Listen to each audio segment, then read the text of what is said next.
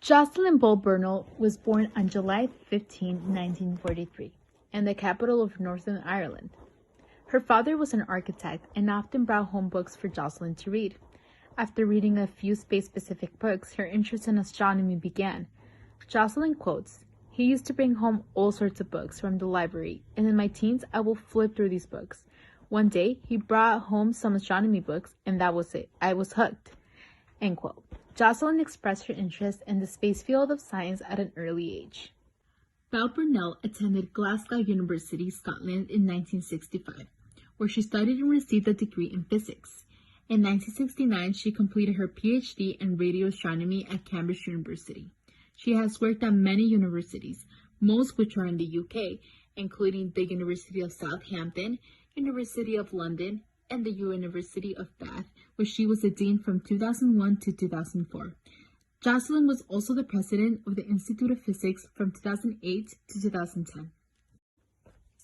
Jocelyn Bell is the most recognized for her discovery of the first pulsating radio star. A pulsating radio star is a rotating neutron star that sends out a wave of electromagnetic radiation. Jocelyn made the discovery of pulsars while using the telescope that tracked quasars in the late 1967. The telescope was completed in 1969, the same year she completed her PhD at Cambridge University. How Jocelyn discovered radio pulsars. Jocelyn was studying results she gathered from a telescope when she noticed some unfamiliar consistent signals of radiation. The regularity of the signals ruled out the possibility that they came from quasars, and Jocelyn informed her supervisor, Anthony Hewish. Together, they ruled out other known possible sources of the radiation and named the mysterious signals Little Green Men, thinking that the signals could be from aliens.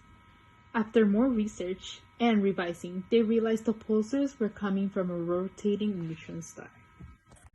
Impact of Jocelyn's work. Jocelyn's discovery of the first radio pulsars has significantly impacted the space science world. Scientists' understanding of space has grown exponentially as they now have a better view on neutron stars and their radiations versus quasars and other stars.